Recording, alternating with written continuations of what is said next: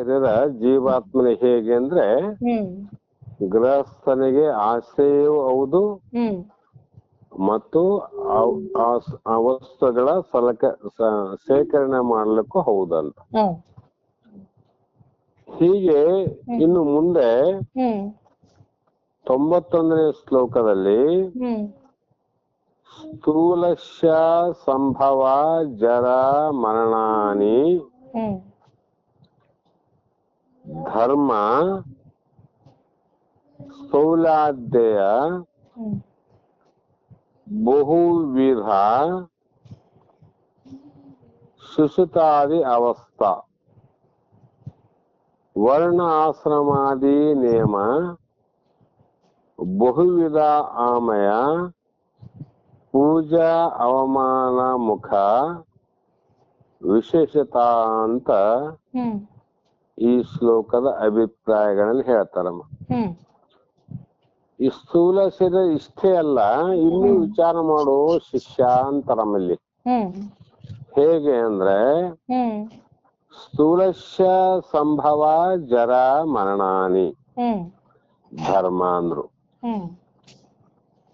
ಅಂದ್ರೆ ಒಂದೊಂದು ಶರೀರಕ್ಕೆ ಒಂದೊಂದು ಧರ್ಮ,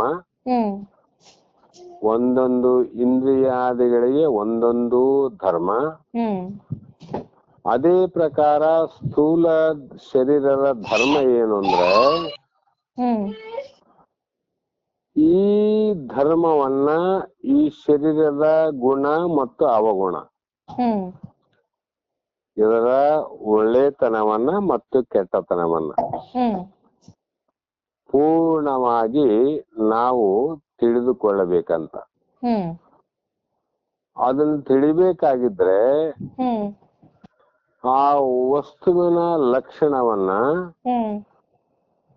ಪೂರ್ಣವಾಗಿ ವಿಚಾರ ಮಾಡಬೇಕಂತ ಅರ್ಥ. ಅದಕ್ಕೆ ಇದು ಸ್ಥೂಲ ಶರೀರ ಅನ್ನುವುದು ವಿಕಾರವನ್ನ ಹೊಂದುವುದು. ಈ ನಮ್ಮ ಶರೀರ ಎಷ್ಟು ಚಂದ ಕಾಣತ್ತಲ್ಲಮ್ಮ ಈಗ, ಆದ್ರೆ ಇದು ವಿಕಾರಕ್ಕೆ ಹೊಂತದ. ವಿಕಾರ ಅಂದ್ರೆ 6 ಪ್ರಕಾರ ಮೊದಲೇ ಶಾಸ್ತ್ರಗಳಲ್ಲಿ ಕೇಳಿರಿ. ಷಡ್ಭಾವ ವಿಕಾರಗಳಿಂದ ವಿಕಾರ ಆಗುವುದೇ ಇದರ 1ನೇ ಧರ್ಮ. ಮತ್ತೆ ಇದು ನಮ್ಮ ಶರೀರವಷ್ಟೇ ಅಲ್ಲ, ಜಗತ್ತಿನಲ್ಲಿ ತೋರುವಂತ, ನಮಗೆ ಜಗತ್ತಿನಲ್ಲಿ ಯಾವ್ಯಾವ ದೇಹಗಳು ಕಾಣ್ತಾವ, ಎಲ್ಲಾ ಜಗತ್ತಿನಲ್ಲಿರುವ ಸರ್ವಭೂತ ವಸ್ತುಗಳ ನಿಯಮ, ಧರ್ಮ ನಿಯಮ ನಿಯಮ. ಸಕ್ಕರೆಗೆ ಸಿಹಿಯೇ ಧರ್ಮ ಅಂತೀವಿ, ಅಗ್ನಿಗೆ ಸುಡುವುದೇ ಧರ್ಮ ಅಂತೀವಿ. ಸಕಲ ಜಗತ್ತಿನಲ್ಲಿ ತೋರುವಂತ ಭೂತಗಳಿಂದ ಉತ್ಪತ್ತಿಯಾದಂತ ಎಲ್ಲಾ ಶರೀರಗಳ ಧರ್ಮವೇ ವಿಕಾರ ಹೊಂದುವುದು. ಅದಕ್ಕೆ ಅನುಭವಕ್ಕೆ ಹೋಗ್ಬೇಕಾದ್ರೆ ನಾವೇ ವಿಚಾರ ಮಾಡೋದು, ನಮ್ಮನ್ನ ಹೆತ್ತಂತ ಹಡೆದಂತ ಪಡೆದಂತ ತಂದೆ ತಾಯಿಗಳು ನಮ್ಮನ್ನ ಹಡೆಯುವಂತ ಸಂದರ್ಭದಲ್ಲಿ ಇದ್ದಂತ ದೇಹ ಈಗ ಅವ್ರಿಗಿಲ್ಲ. ಯಾಕೆ ಅಂದ್ರೆ ನಾವು ಮಕ್ಕಳಾಗಿವಿ, ಅವರು ತಂದೆ ಆಗ್ಯಾರ. ಅಂದಾಗ ಮಗನಾಗಿ ಇದ್ದಾಗ ಶರೀರ ಬೇರೆ, ಆ ವ್ಯಕ್ತಿ ತಂದೆ ಆದಾಗ ಅದೇ ಶರೀರ ಬೇರೆ ಆಗಿ ಕಾಣ್ತದ. ಯಾಕೆ ಅಂದ್ರೆ ಅದು ವಿಚಾರ ಆಗ್ಯದಂತ ಅರ್ಥ. ಅದರಂತೆ ಈ ನೇಮಕ ಒಳಪಟ್ಟಿದ್ದೇ ಇದರ ಶರೀರ ವಿಕಾರ ಹೊಂದುವುದು ಒಂದನೇದ್ದು. ಮತ್ತೆ ಇದು ಹುಟ್ಟುವುದು. ಈ ಶರೀರ ಹುಟ್ಟಲಿಲ್ಲಮ್ಮ, ಹುಟ್ಟದ. ಕಾರಣ ಅಲ್ಲಲ್ಲಿ ಮರಗಳು ಹುಟ್ಟಿದಂತೆ, ಅಲ್ಲಲ್ಲಿ ಜೀವರಾಶಿಗಳು ಹುಟ್ಟಿದಂತೆ ಜಗತ್ತಿನ ನಿಯಮ ಆ ಪ್ರಕಾರದಂದ್ರೆ ಅದರ ಧರ್ಮದಿಂದ ಇದು ಹುಟ್ಟುವುದು. ವಿಕಾರ ಆಗುವುದು ಮತ್ತು ಹುಟ್ಟುವುದು. ಹುಟ್ಟಿದ ಮೇಲೆ ತಕ್ಷಣ ಅದು ಹೋಗೋದಿಲ್ಲ, ಅದು ಇರುತ್ತದ ನೋಡಮ್ಮ. ಹುಟ್ಟಿದ ಮೇಲೆ ಅದು ಇರುವುದು ಅಂದ್ರೆ ತೋರುವುದು. ವಿಕಾರ ಆಗುವುದು ಒಂದನೇದ್ದು, ಹುಟ್ಟುವುದು ಎರಡನೇದ್ದು, ತೋರುವುದು ಮೂರನೇದ್ದು, ವರ್ಧಿಸುವುದು ನಾಲ್ಕನೇದ್ದು, ಪರಿಣಮಿಸುವುದು ಐದನೆಯದು, ಕ್ಷಯವಾಗುವುದು ಆರನೆಯದು, ನಾಶವಾಗುವುದು ಅಂತ ಈ ಷಡ್ಭಾವ ವಿಕಾರವೇ ಇದರ ಧರ್ಮ. ಈ ಧರ್ಮಗಳು ಯಾರ ಶರೀರಕ್ಕೆ ಬಿಟ್ಟಿಲ್ಲಮ್ಮ ಅಂದ್ರೆ ಎಲ್ಲಾ ಶರೀರಕ್ಕ ಬಿಡದೇ ಇರತಕ್ಕಂತ ಒಂದು ಬೆಂಕಿಯ ಧರ್ಮವಿದ್ದಂತೆ ಹುಟ್ಟುವ ಶರೀರದ ಎಲ್ಲರ ಧರ್ಮ ಹಿಂಗಾದ. ಹಾಗಾಗಿ ಜ್ಞಾನಿಗಳ ಶರೀರ ಆದ್ರೂ ಕೂಡ ವಿಕಾರ ಆಗ್ತದ. ಜ್ಞಾನಿನ ಶರೀರ ಯಾಕೆ ವಿಕಾರ ಆಗ್ತದ? ಹುಟ್ಟ್ಯದ, ಹುಟ್ಟಿದ ಮೇಲೆ ತೋರ್ತದ, ತೋರಿದ ಮೇಲೆ ಬದಲಾವಣೆ ಆಗ್ತದ, ಬದಲಾವಣೆ ಆದ್ಮೇಲೆ ಸ್ವಲ್ಪ ಕ್ಷಯ ಆಗ್ತದ, ಒಂದು ದಿನ ಅದ ನಾಶ ಆಗ್ತದ. ಇವು ಷಡ್ಭಾವ ವಿಕಾರಗಳು. ಇವು ಅಲ್ಲದೆ ಇಷ್ಟೇ ಏನ್ರಿ ಅಂದ್ರೆ ಶಿಷ್ಯ ಕೇಳಂತಾರ ಅವ್ರು. ಇವಲ್ಲದೆ ಶರೀರಕ್ಕೆ ಅನ್ವಯವಾಗುವ ಗುಣಗಳು ಉಂಟು. ಅವುಗಳಿಗೆ ನಾವು ಶರೀರ ಧರ್ಮ ಧರ್ಮ ಅಂತ ಕರಿತೀವಿ. ಇಷ್ಟ ಆರಲ್ದೆ ಮತ್ತೆ ಇವು ಧರ್ಮಗಳು ಬೇರೆ ಮಾಡಿ. ಇವು ಯಾವಂದ್ರೆ ನಮ್ಮ ಸ್ಥೂಲ ದೇಹ ದಪ್ಪ ಆಗುವುದು ಮತ್ತು ತೆಳ್ಳಗಾಗುವುದು, ಎತ್ತರವಾಗುವುದು ಮತ್ತು ಗಿಡ್ಡವಾಗಿರಬಹುದು. ಅದಕ್ಕೆ ಜಗತ್ತಿನಲ್ಲಿ ಇವು ತೋರ್ತಾವ ನೋಡಮ್ಮ. ಕೆಲವ್ರ ದೇಹ ಬಹಳ ದಪ್ಪ ಇರ್ತಾವ, ಅದ್ರದ್ದು ಗುಣ ಅಂತ ಶರೀರ ಧರ್ಮ. ಮತ್ತ ಬಹಳ ಊಟ ಮಾಡ್ತಾರ, ಆದ್ರೆ ಬಹಳ ಅವರು ಖುಷಿ ಅಂದ್ ತೆಳ್ಳಗಿರ್ತಾರ. ಕೆಲವ್ರು ಬಹಳ ಎತ್ತರ ಆಗಿರ್ಬೋದು, ಕೆಲವ್ರು ಗಿಡ್ಡರಾಗಿರ್ಬೋದು. ಇವು ಅದರ ಆಕಾರವನ್ನು ಅನುಸರಿಸುತ್ತವೆ. ಆ ದೇಹದ ಆಕಾರದ ಅನುಗುಣವಾಗಿ ಯಾವ್ದಕ್ಕೆಂತ ಕರಿತೇವ? ಸ್ಥೂಲ ದೇಹ ನೋಡನೆ ಎತ್ತರ ಅಂತೀವಿ, ಸ್ಥೂಲ ದೇಹ ಚಿಕ್ಕದಿದ್ರೆ ಗಿಡ್ಡ ಅಂತೀವಿ, ಸ್ಥೂಲ ದೇಹ ದಷ್ಟಪುಷ್ಟ ಆಗಿದ್ರೆ ಅದು ಬಹಳ ದಪ್ಪ ಅಂತೀವಿ, ಸ್ಥೂಲ ದೇಹ ಅದು ಕ್ಷೀಣವಾಯ್ತಂದ್ರೆ ಬಹಳ ತೆಳ್ಳಗಾರ ಅಂತೀವಿ, ಬಹಳ ದಪ್ಪ ಅಂತೀವಿ. ಯಾವ ಧರ್ಮ ಇದು? ಸ್ಥೂಲ ಶರೀರ ಧರ್ಮ. ಇಷ್ಟು ಅಲ್ಲದೆ ದೇಹಕ್ಕೆ ಅವಸ್ಥಾ ಅಂತರಗಳು ಉಂಟು. ಈ ಸ್ಥೂಲ ದೇಹಕ್ಕೆ ಏನಮ್ಮ ಅಂದ್ರೆ ಅವಸ್ಥಾಂತರಗಳು ಉಂಟಂತಾರ. ಅವುಗಳನ್ನೇ ಶಾಸ್ತ್ರಗಳಲ್ಲಿ ಬಾಲ್ಯ, ಯೌವನ, ಕೌಮಾರ್ಯ ಅಂದ್ರೆ ಮುಪ್ಪಾದ. ಯಾವ್ದಕ್ಕಮ್ಮ? ಸ್ಥೂಲ ದೇಹಕ್ಕ. ಸ್ಥೂಲ ದೇಹ ಹುಟ್ಟಿದಾಗ ಬಾಲಕ, ಸ್ಥೂಲ ದೇಹ ಎತ್ತರವಾದಾಗ ಯೌವನ, ಸ್ಥೂಲ ದೇಹ ಬಾಗ್ಯದಾಗ ಮುಪ್ಪು. ಈ ಅವಸ್ಥೆಗಳಲ್ಲಿ ಕೂಡ ದೇಹದ ಲಕ್ಷಣಗಳನ್ನ ಬದಲಾವಣೆ ಮಾಡ್ತಾವ ನಾವು. ಬಾಲ್ಯಾವಸ್ಥೆಯಲ್ಲಿ ಸಣ್ಣ ಶರೀರ ಇತ್ತು, ದೊಡ್ಡದಾಯ್ತು, ಮತ್ತೆ ಅದು ಬಾಗಲಿಕ್ಕೆ ಪ್ರಾರಂಭ ಆಯ್ತು. ಈ ಹುಡುಗ ಸಣ್ಣವನಾನ, ಹುಡುಗ ದೊಡ್ಡವನಾನ, ಹುಡುಗ ಅವ್ರಿಗೆಲ್ಲ ಬಹಳ ಮುಪ್ಪಾಗ್ಯಾರಿ ಅಂತ ನಾ ಯಾವುದನ್ನ ನೋಡಿ ಹೇಳ್ತೀವಿ ಅಂದ್ರೆ ಸ್ಥೂಲ ದೇಹವನ್ನ ನೋಡಿನಿ. ಹೌದಿಲ್ಲಮ್ಮ? ಈ ರೀತಿ ಶರೀರ ಸಂಬಂಧದಿಂದಲೇ ಸಮಾಜದ ಕಟ್ಟುಪಾಡುಗಳೆಲ್ಲ ನಿರ್ಣಾಯಕವಾಗಿರುವುದು. ಈ ಶರೀರ ಸಂಬಂಧ ನಮ್ಮೆಲ್ಲದಕ್ಕೂ ನಾನ್ ಮೊದಲು ಹೇಳ್ದಂಗ ಅವನು ಮುದುಕ, ಅವನು ಯೌವನ, ಅವನು ಸಣ್ಣ ಹುಡುಗ, ಇವೆಲ್ಲ ದಪ್ಪ ಗಿಡ್ಡ, ಇವೆಲ್ಲ ಶರೀರ ಸಂಬಂಧಗಳೇ. ಈ ಸಂಬಂಧದ ಕಟ್ಟುಪಾಡುಗಳು, ನಿಯಮಗಳೇನಾವ, ಧರ್ಮಗಳೇನಾವ, ಅವೇ ಕೆಲವು ನಿರ್ಣಾಯಕ ಪಾತ್ರವನ್ನ ನಮ್ಗ ಗೋಚರ ಆಗ್ತದೆ. ಹೇಗಂದ್ರೆ ಒಂದು ಕುಟುಂಬದಲ್ಲಿ ನಮ್ಮ ಅಕ್ಕಪಕ್ಕ ಜನರಲ್ಲಿ ಕೆಲವೊಂದು ಸಮಯದಲ್ಲಿ ಜಗಳ ಅಂದ್ರೆ ಒಳ ಜಗಳ ಅಥವಾ ಸಂಘ ಸಂಸ್ಥೆಗಳಲ್ಲಿ, ಸಮಾಜದ ಸಮುದಾಯಗಳಲ್ಲಿ ನಮ್ಮ ನಡತೆಗೆ, ನಮ್ಮ ಆಚಾರ ವಿಚಾರಕ್ಕೆ, ನಮ್ಮ ವಿಹಾರಕ್ಕೆ ಎಲ್ಲಕ್ಕೂ ತಕ್ಕ ಕಟ್ಟಳೆಗಳು ನಿಯಮಿತವಾಗಿವೆ. ಕೆಲವು ಕಟ್ಟಳೆಗಳು ಅಂದ್ರೆ ನಿಯಮಗಳಂತ, ಕಟ್ಟುಪಾಡುಗಳು. ನಾವು ಹೀಗೆ ಇರಬೇಕು, ನಮ್ಮ ಸಮಾಜ ಹೀಗಿರ್ಬೇಕು, ನಮ್ಮ ಸಮುದಾಯ ಹೀಗಿರ್ಬೇಕು ಅಂತ ಇವೆಲ್ಲ ಆಚಾರ ವಿಚಾರ ಬಂದವು.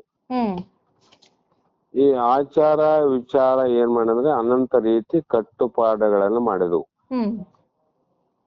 ಇವು ಅನ್ಯೋನ್ಯ ಸ್ವಾತಂತ್ರ್ಯಕ್ಕೆ ಅಡ್ಡಿ ಬರದಂತೆ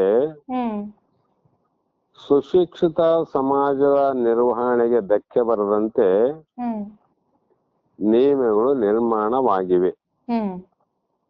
ಹೇಗೆಂದ್ರೆ ಮನೆಯೊಳಗೆ, ಮನೆಯಿಂದ ಹೊರಗೆ ನಾವು ಆ ಕಟ್ಟಳೆಗಳನ್ನ ನಿಯಮಗಳನ್ನ ಅನುಸರಿಸಿ ನಡೆದರೆ ಸರ್ವರು ಹಿತಾಂತ. ಇಲ್ಲಮ್ಮ ಯಾವುದು ನಮ್ಮ ಕಟ್ಟಳೆಗಳು ಏನ್ ನಾವು ಮಾಡಿಕೊಂಡು ದೇಹಕ್ಕೆ ಸಂಬಂಧಪಟ್ಟು, ಜನಿವಾರ ಹಾಕಿದ್ರೆ ಬ್ರಾಹ್ಮಣ, ಜನಿವಾರ ಯಾವ್ದಕ್ಕೆ ಹಾಕಿವಮ್ಮ? ಸ್ಥೂಲ ದೇಹ. ಲಿಂಗ ಹಾಕಿದೀವಿ, ಲಿಂಗ ಹಾಕೋದು ಯಾವುದು? ಸ್ಥೂಲ ದೇಹಕ್ಕ. ಯಾವ ದೇಹಕ್ಕ ಸ್ಥೂಲದ ಆಚರಣೆ ಕಟ್ಟುಪಾಡುಗಳು ಯಾವಾಗ ಬಿದ್ದು ಅಂದ್ರೆ ಆ ಆಚರಣೆಗಳು ಏನ್ ಮಾಡ್ಬೇಕು ಅಂದ್ರೆ ಕೆಲವೊಂದು ಸಮುದಾಯದಲ್ಲಿ ಭಿನ್ನತೆ ಉಂಟಾಯ್ತು ನೋಡ್ರಿ. ಲಿಂಗ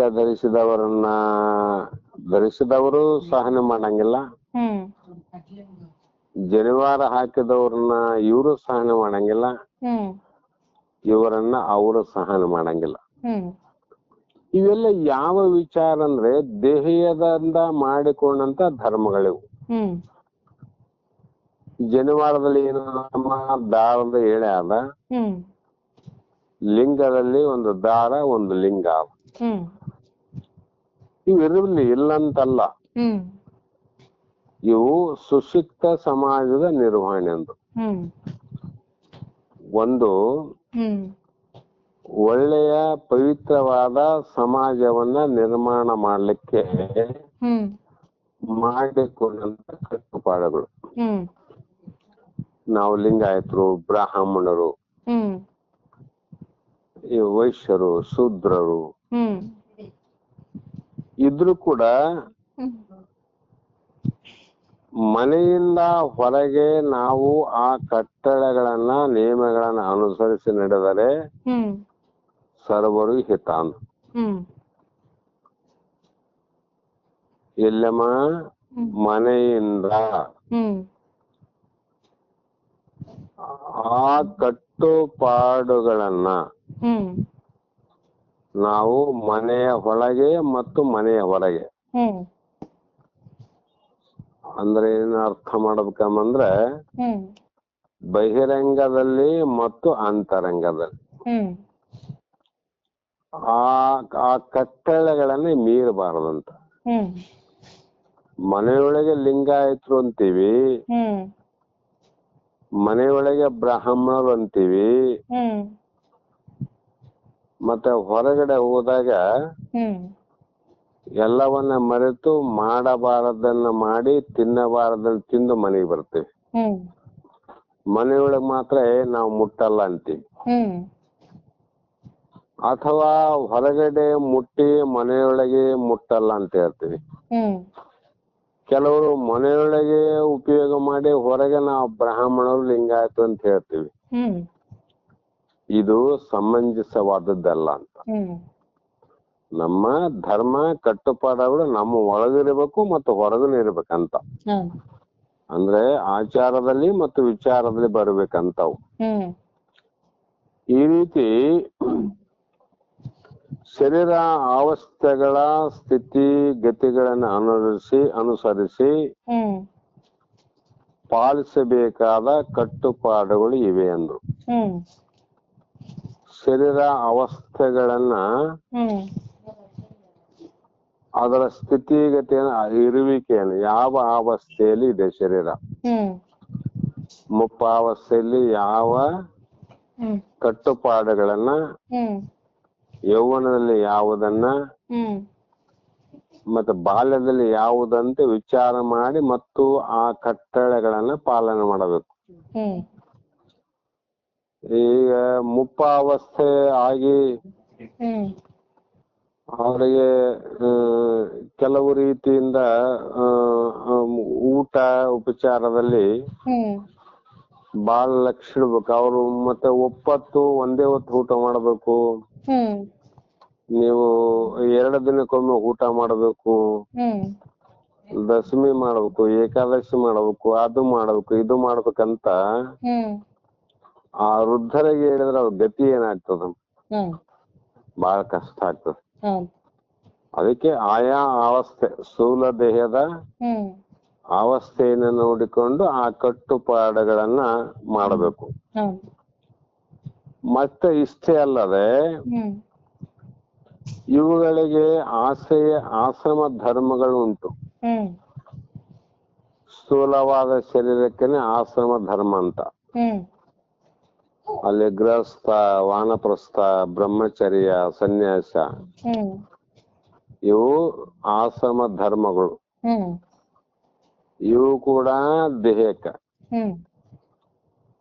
ಆಯಾ ಆಶ್ರಮಕ್ಕೆ ತಕ್ಕ ಧರ್ಮಗಳನ್ನ ನೇಮ ಮಾಡಿದೆ ಅಂತ.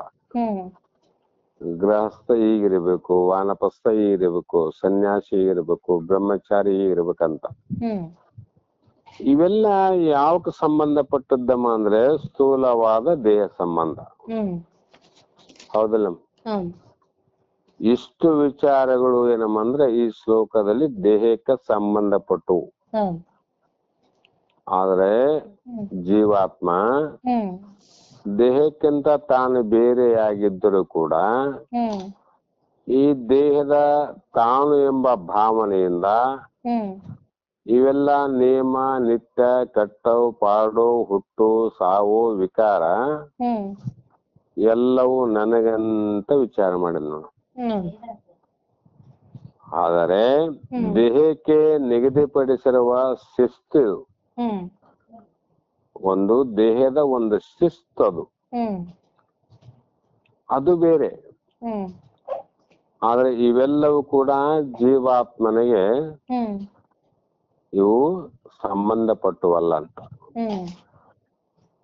ಇದು ಅಲ್ಲದೆ ಮತ್ತೆ ಇನ್ನು ದೇಹದ ಧರ್ಮ. ಈ ದೇಹ ಅನಂತ ರೋಗ ರುಜುಗಳಿಗೆ ತುತ್ತಾಗುವುದು. ಶರೀರದೊಳಗೆ ಎಲ್ಲವೂ ಕ್ರಮಬದ್ಧವಾಗಿ ಸುಸೂತ್ರವಾಗಿ ದೇಹದ ಭಾಗಗಳು ತಮ್ಮ ತಮ್ಮ ಕಾರ್ಯವನ್ನ ನಿರ್ವಹಣೆ ಮಾಡಿದ್ದಾದರೆ ನಮ್ಮ ದೇಹದ ಆರೋಗ್ಯ, ನಮ್ಮ ಆರೋಗ್ಯ ಸರಿ ಇರ್ತದಲ್ಲಮ್ಮ. ಮತ್ತು ಇದರ ಕ್ರಮ ತಪ್ಪಿತು ಅಂದ್ರೆ, ಕ್ರಮ ತಪ್ಪೋದಂದ್ರೆ ನಮ್ಮ ಇಂದ್ರಿಯಾದಿಗಳ ಅಥವಾ ದೇಹಾದಿಗಳಲ್ಲಿ ಇರುವಂತ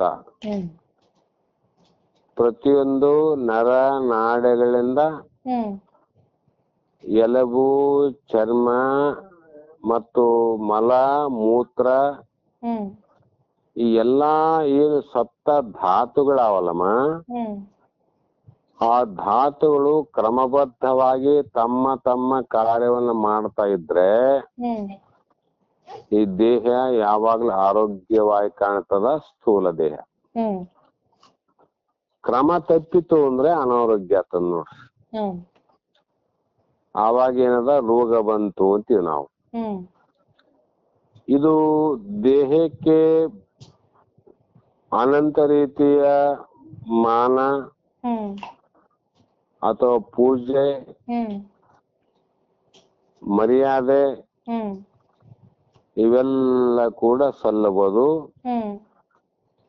ಈಗ ನೋಡಮ್ಮ, ಮಹಾತ್ಮರಾದಂತ ಜ್ಞಾನಿಗಳವ್ರಂತ ಹೇಳಿ ಅವರ ಪೂಜೆ ಮಾಡ್ತೀವಿ. ಯಾವ್ದಕ್ಕಮ್ಮ? ಅವ್ರ ದೇಹಕ್ಕಲ್ಲ, ಪಾದಕ್ಕೆ ಮಾಡಿದ್ರು ಕೂಡ ಪಾದ ಕೂಡ ಅದೊಂದು ದೇಹ, ಅದೊಂದು ಕರ್ಮೇಂದ್ರ ಅಂತೀವಿ ನಾವು. ಮತ್ತ ದೇಹಕ್ಕೆ ಮಾನ ಮರ್ಯಾದೆ, ಈ ದೇಹಕ್ಕೆ ಒಳ್ಳೆ ಬಟ್ಟೆ ಹಾಕ್ತಿವಿ, ಹೂಮಾಲೆ ಹಾಕ್ತಿವಿ, ಮತ್ತು ಶಾಲ್ ಹಾಕ್ತಿವಿ, ಅನಂತ ರೀತಿ ಅಲಂಕಾರವನ್ನು ಮಾಡ್ತೀವಿ. ಈ ದೇಹಕ್ಕೆಲ್ಲ ಮಾಡೋದು. ಮತ್ತೆ ಈ ದೇಹಕ್ಕೆ ಅಗೌರವ ಮಾಡ್ತೀವಿ. ಅಗೌರವ ಅಂದ್ರೆ ಗೌರವ ಇಲ್ಲದ ವಿರುದ್ಧವಾಗಿ ಅಗೌರವ ಮತ್ತು ಅಪಮಾನ ಮಾಡ್ತೀವಿ. ಇದು ಕೂಡ ಜರುಗುವುದು. ಎಲ್ಲವೂ ಕೂಡ ನಡೀತಕ್ಕಂಥದ್ದು ಯಾವುದಕ್ಕಂದ್ರೆ ಸ್ಥೂಲ ದೇಹಕ್ಕೆ ವಿನಃ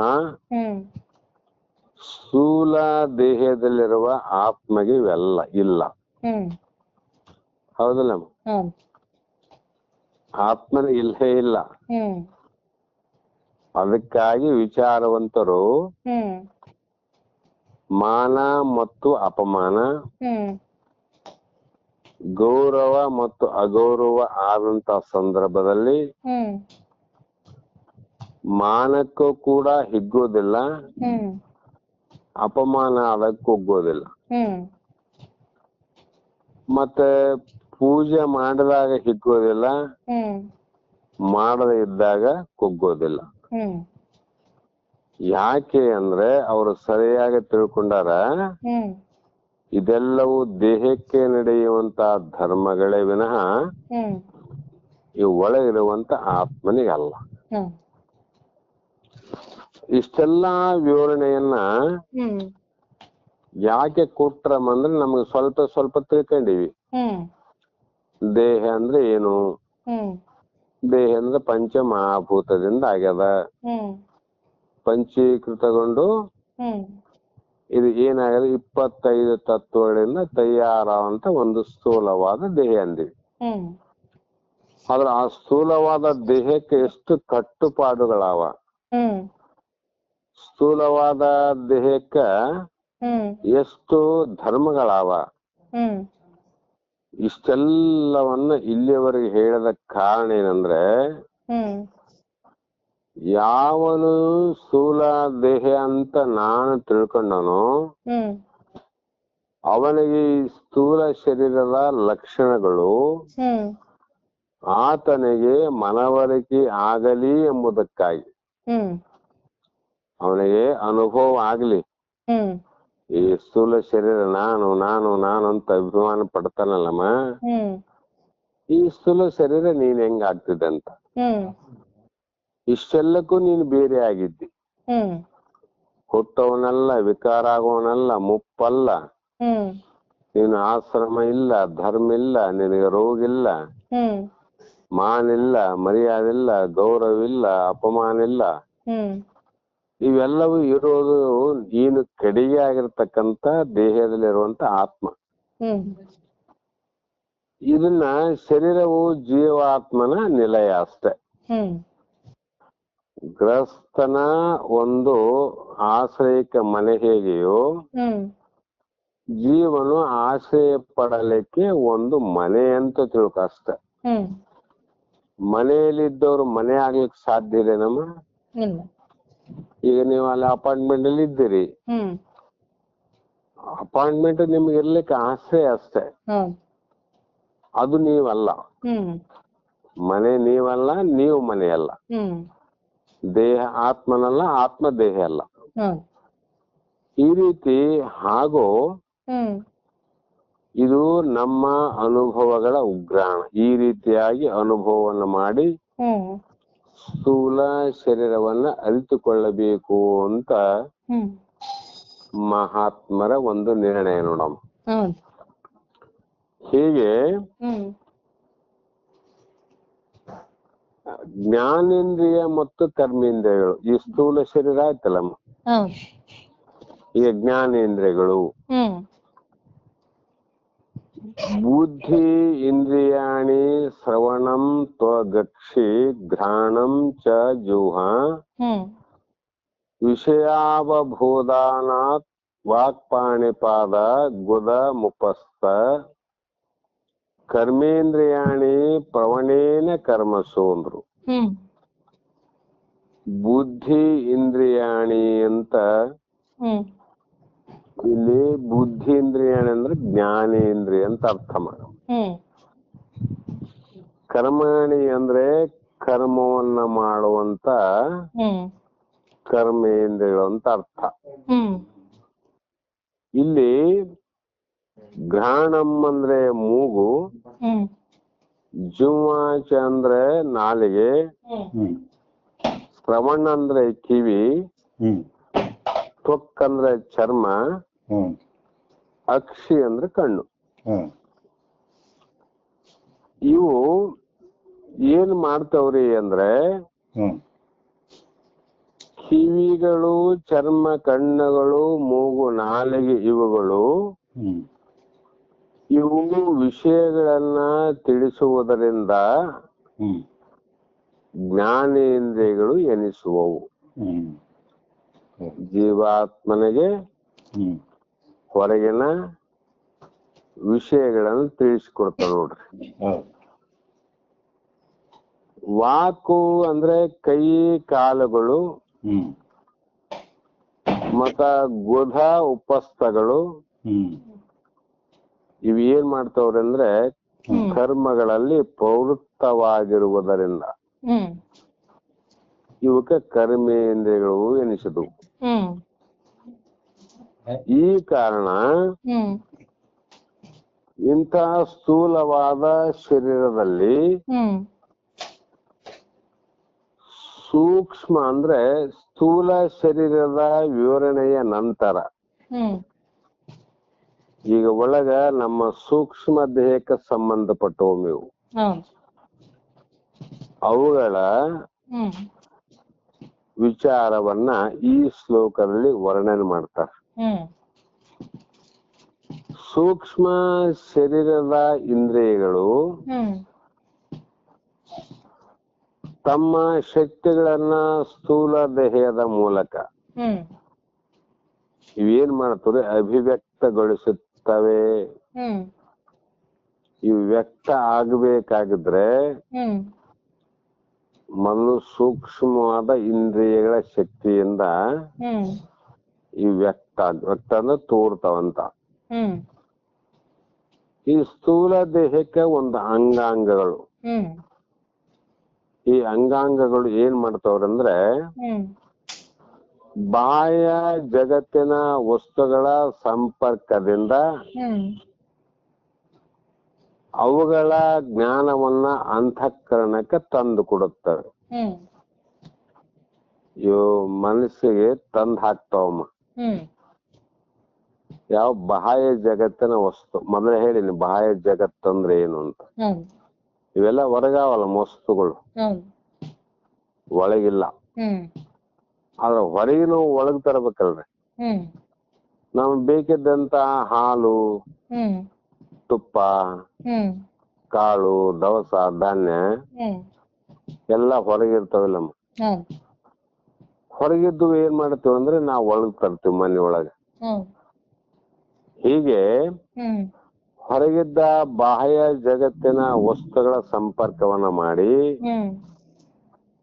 ಅವುಗಳ ಜ್ಞಾನವನ್ನು ಪಡೆದುಕೊಂಡು ಅಂತಃಕರಣಕ್ಕೆ ತಂದು ಹಾಕುತ್ತದೆ. ಆ ಜ್ಞಾನೇಂದ್ರಿಯ ಮೂಲಕ ವಿಷಯಗಳನ್ನ ತಂದು ಹಾಕಿದಾಗ ಕೂಡಲೇ ಅದರ ಪ್ರತಿಕ್ರಿಯೆಯಾಗಿ ಏನ್ ಮಾಡ್ತದ್ರಿ ಅಂದ್ರ ಬುದ್ಧಿ ಅನ್ನುವಂಥದ್ದು ತನಗೇನು ಅನುಕೂಲ ಅದ, ಸೂಕ್ತ ಅದ, ಆ ಅನುಕೂಲ ಸೂಕ್ತವಾಗಿ ತೋರಿದ ಆಜ್ಞೆಯನ್ನು ಮಾಡ್ತದ್ರ. ಇದು ಸೂಕ್ತ, ಇದು ಯೋಗ್ಯ ಅಂದಾಗ ಆಜ್ಞೆ ಮಾಡಿದಾಗ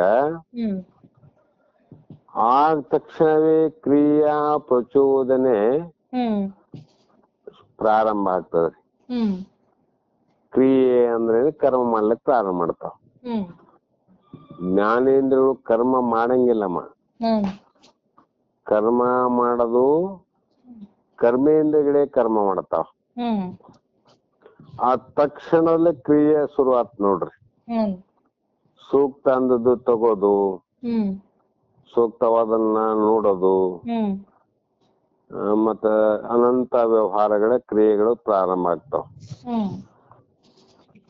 ಅವು ಸೂಕ್ಷ್ಮವಾದ ಬುದ್ಧಿ ಎಲ್ಲಾ ತಕ್ಷಣ ಇಂದ್ರಿಯಾದಿಗಳ ಜ್ಞಾನೇಂದ್ರಿಯಗಳಿಗೆ ಆಜ್ಞೆ ಆದಾಗ ಆ ಜ್ಞಾನೇಂದ್ರಿಯಗಳು ಸೂಕ್ತವಾದದನ್ನ ಪಡಿಲಿಕ್ಕೆ ಕ್ರಿಯೆಯನ್ನ ಪ್ರಾರಂಭ ಮಾಡ್ತಾವ. ಪ್ರಾರಂಭ ಮಾಡಿ ತಮಗೆ ನಿಯೋಜಿಸಿದ ಅಂದ್ರೆ ನಿನಗೆ ಇಂಥದ್ದೇ ಮಾಡು ಅಂತ ಹೇಳಿದ ನೇಮವಲ್ರಿ.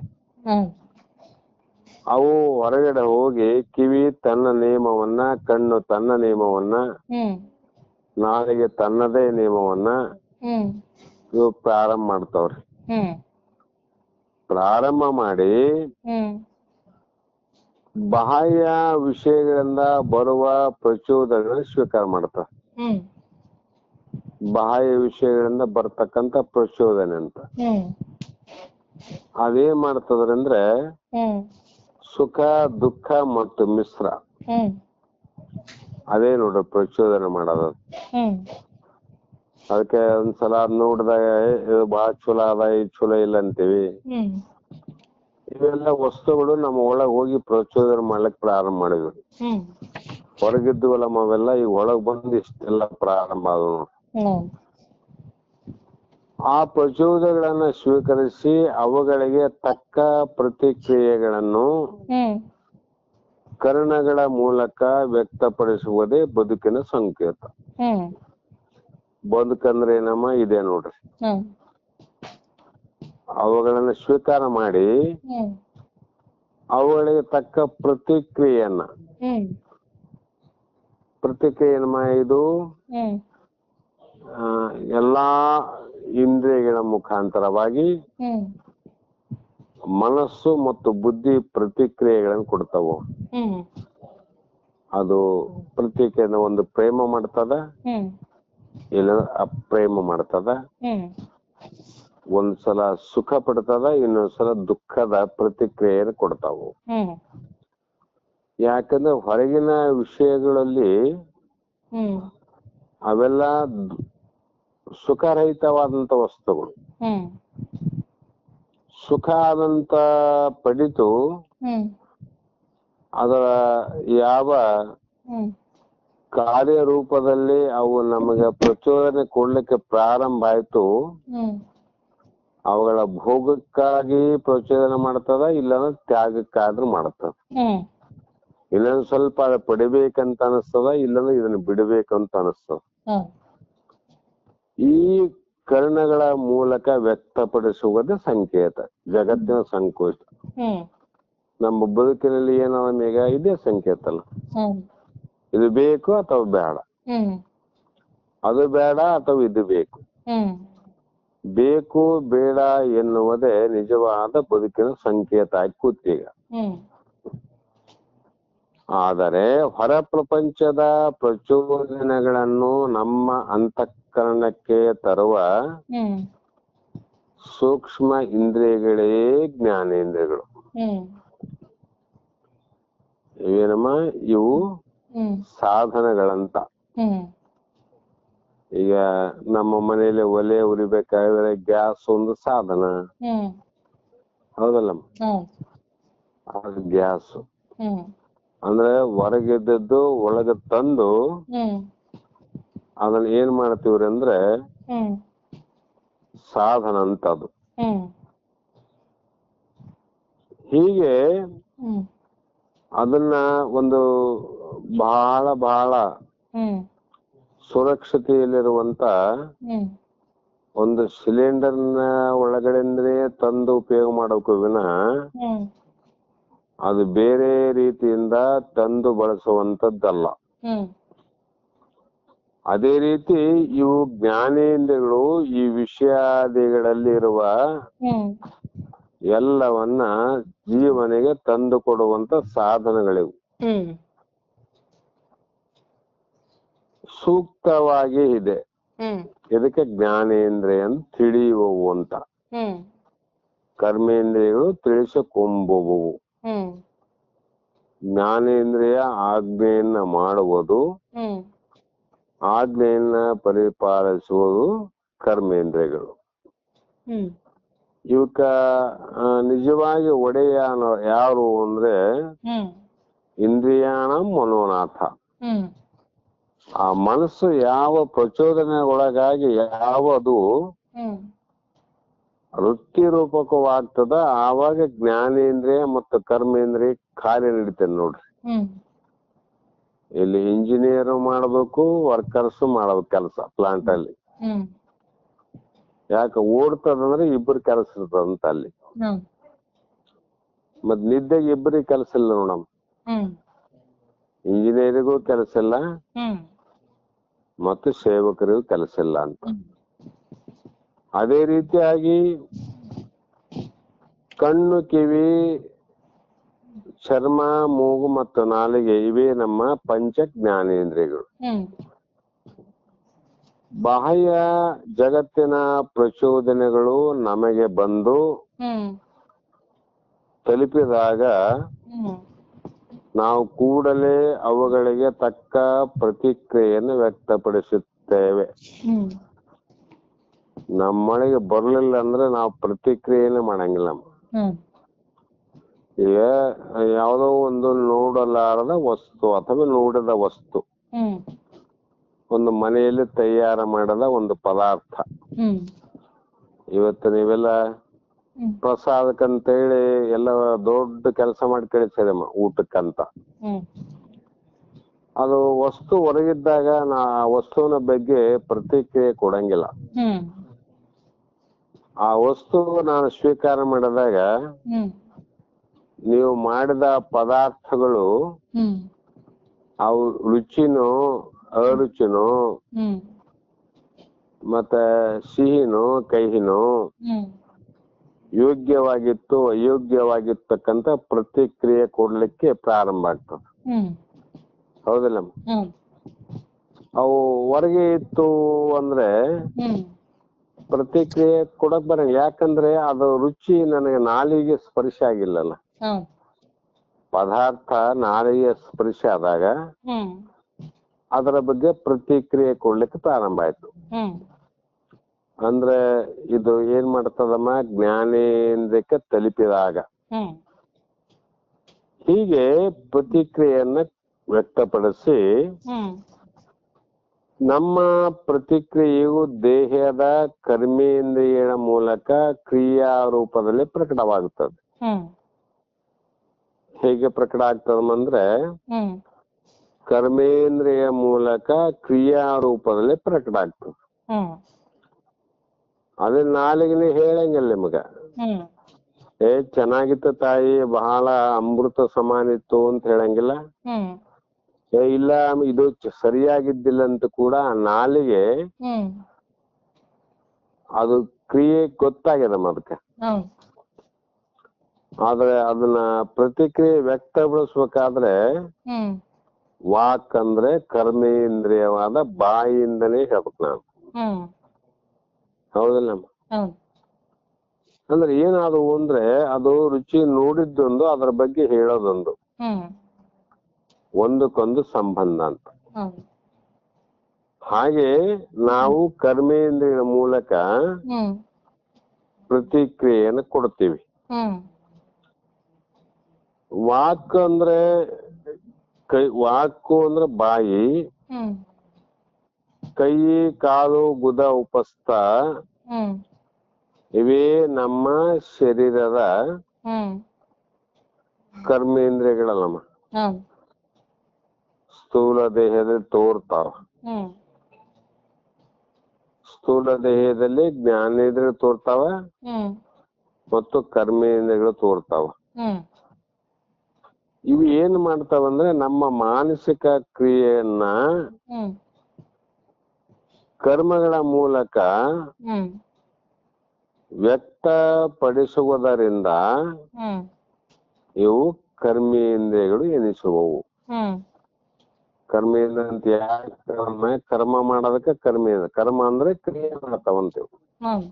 ಸತತವಾಗಿ ಕೈ ಕ್ರಿಯೆ ಮಾಡ್ತಾವ, ಬೆರಳು ಕ್ರಿಯೆ ಮಾಡ್ತಾವ, ಪಾದ ಕ್ರಿಯೆ ಮಾಡ್ತದ, ಬಾಯಿ ಕ್ರಿಯೆ ಮಾಡಕತ್ತದ, ಮತ್ತ ಗುದ ಗುಹ್ಯ ಅನ್ನುವಂಥದ್ದು ಕ್ರಿಯೆ ಮಾಡ್ತಾವ. ಇವು ವ್ಯಕ್ತಪಡಿಸುವುದು ಅಂತ. ಇವು ಕಾಣ್ತಾವ ನಮ್ಮೆಲ್ಲರಿಗೆ, ಗೋಚರ ಆಗ್ತಾವ.